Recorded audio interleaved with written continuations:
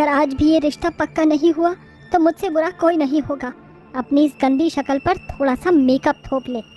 कलावती अपनी बेटी को ऐसा बोलकर वहाँ से चली जाती है, जिसके बाद प्रेरणा बहुत मायूस हो जाती है और वो खुद से ही परेशान होकर शीशे में अपने आप को देखकर कहती है, ये काला रंग और ये शक्ल किसी को आज तक पसंद ही नहीं आई, तो अब कौन सा किसी को मेरी ये शक्ल पसंद आने वाली है। प्रेरणा अपना मन मार कर शीशे में तैयार होती है, लेकिन वो अपने आप से इतनी परेशान थी कि खुद से अच्छे से तैयार भी नहीं हो पाती।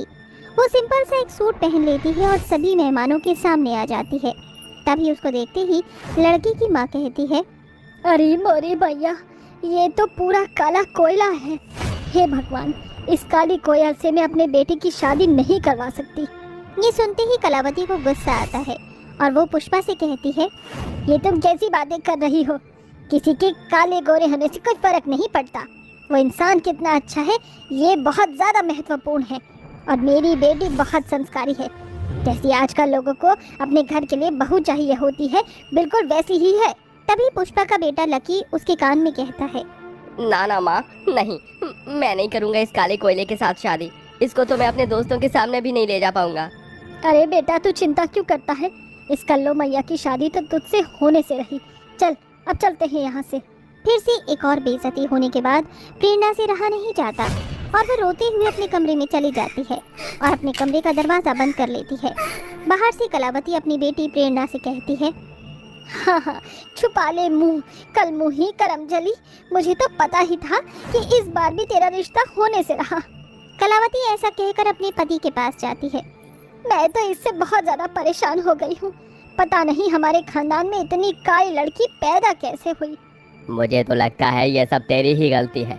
सच सच बता दे, कलावती कहाँ अपना मुंह काला करवा कर आई थी?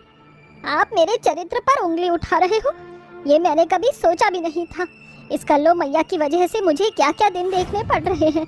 अब तो मुझे अपने दोनों बेटों को ही बुलाना पड़ेगा। कलावती ऐसा कहकर अमेरिका में अपने दोनों बेटों को फ़ोन मिलाती है, जहाँ पर उसके दोनों बेटे अपने ऑफिस में बैठकर काम कर रहे होते हैं। अरे चिराग, देख माँ का फ़ोन आ रहा है। मुझे एक अर्जेंट फाइल अंदर लेकर जानी है, तो ज़रा माँ को अपने फ़ोन से फ़ोन कर ले। विजय फाइल लेकर अपने बॉस के केबिन में चला जाता है, जिसके बाद चिराग अपनी माँ को फ़ोन करता है। हाँ माँ, क्या हुआ? आप घर पर सब ठीक तो है? आपने ऑफिस टाइम में ही कॉल कर दी। अरे ना मूर्खो, तुम दोनों तो वहाँ जाकर बैठ गए हो और यहाँ पर मेरे सर पर ये बोझ पड़ा हुआ है। इसे कौन उतारेगा?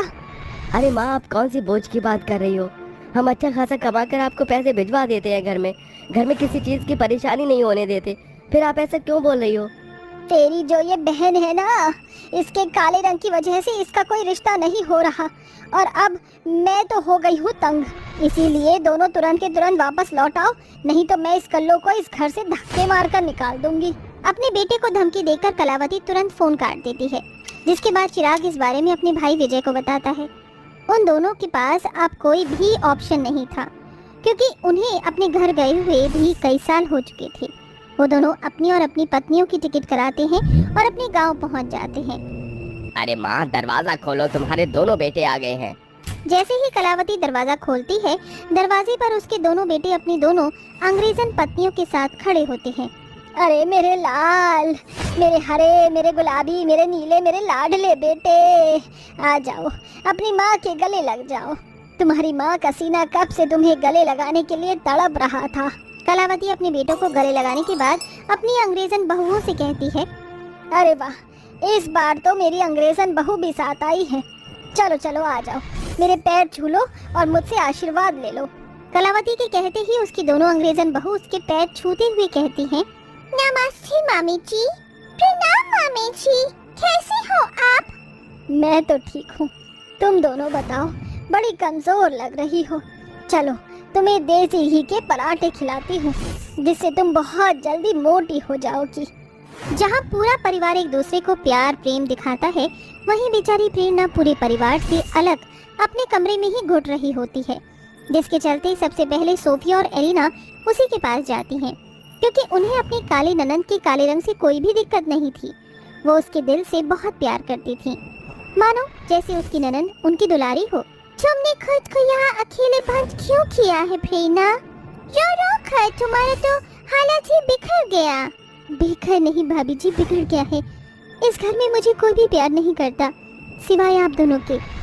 आप दोनों यहाँ हमेशा नहीं रहती हो, मुझे आप दोनों की बहुत याद आती है। पिछली बार की तरह फिर से मेरे रिश्ते वाले काले रंग की वजह से मुझे नापसंद करके चले गए। मुझे बहुत बुरा लगा। ये सुनते ही सोफिया और एलिना प्रेरणा को गले से लगा लेती हैं और उसकी आंखों में आंसू पहुंचती हैं। तुम्हें रोने की जरूरत नहीं है, तुम्हारी भाभियां आ गई हैं, अब सब ठीक हो जाएगा। अभी थोड़ी देर में हम तुम्हें शॉपिंग के लिए ले जाएंगे, वहाँ तुम्हें अपनी पसंद का कपड़ा दिलाएंगे।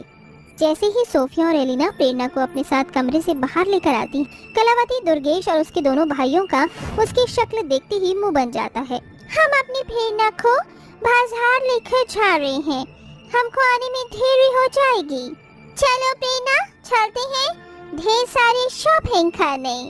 एलिना और सोफिया दोनों ही प्रेरणा को बड़े से मॉल में ले जाती हैं और उसके लाइफस्टाइल को चेंज करने के लिए अच्छे अच्छे कपड़े उसे दिलवाती हैं। भाभी, ये तो बहुत छोटा है, इसे मैं कैसे पहनूं?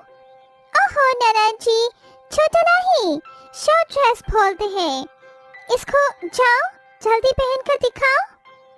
सोफिया के कहने पर प्रेरणा ट्रायल रूम में जाती है और शॉर्ट ड्रेस पहन कर आती है। वो शॉर्ट ड्रेस उसके ऊपर बहुत अच्छी लगती है, लेकिन ड्रेस के ऊपर उसकी चंपू वाली चुटिया उसकी भाभियों को बिल्कुल भी पसंद नहीं आती। जिसके बाद वो उसे पार्लर में ले जाकर वहाँ उसके बालों की एक प्यारी सी कटिंग करवा देती हैं और बाकी की काफ़ी चीज़ें भी करवाती हैं, जैसे थ्रेडिंग, फेशियल, मैनिक्योर, पेडिक्योर। सब कुछ होने के बाद प्रेरणा बहुत सुंदर लगती है। देखो प्यारी नंद, तुम कितना सुंदर लग रही हो, कलर रंग से फर्क नहीं पड़ता, सिर्फ हमको हमारी खूबसूरती को निखारना आना चाहिए। उस दिन एलेना की बातें सुनकर और अपने आप को शीशे में देखकर प्रेरणा सब समझ जाती है, जिसके चलते वो अपने लाइफस्टाइल को पूरा ही बदल देती है। उसकी भाभियां उसे अच्छा मेकअप करना भी सिखा देती हैं। अब बेशक उसका रंग सांवला था, लेकिन वो अच्छे कपड़े और मेकअप करके सुंदर दिखने लगती है, जिसके चलते अब उसका रिश्ता एक अमीर घराने में हो जाता है और उसकी शादी की रस्में भी शुरू हो जाती हैं। शादी वाले दिन उसकी दोनों अंग्रेजन भाभी उससे कहती हैं, तुम बहुत प्यारी लग रही हो, तुमको नजर ना लगे, भगवान तुमको हर बुरी नजर से बचाएगा, तुम हमेशा हमारी दुलारी रहोगी ननन जी। अंग्रेजन भाभियों को उनकी ननन से इतना प्यार करते हुए देख विजय, चिराग और उनके माता पिता को अपनी गलती का एहसास होता है और वो सभी प्रेरणा से माफ़ी मांगते हैं। आप सभी को अपनी गलती का पछतावा है और आप सभी ने मुझे अब वो प्यार दिया है जिसके लिए मैं कितने सालों से तड़प रही थी। आज मुझे मेरा परिवार मिल गया, ये सिर्फ मेरी प्यारी भाभियों की वजह से हुआ है। प्रेरणा सबसे प्यार से बात करके अपने ससुराल के लिए विदा हो जाती है, जिसके बाद वो अपने ससुराल में जाकर खुशी खुशी रहने लगती है।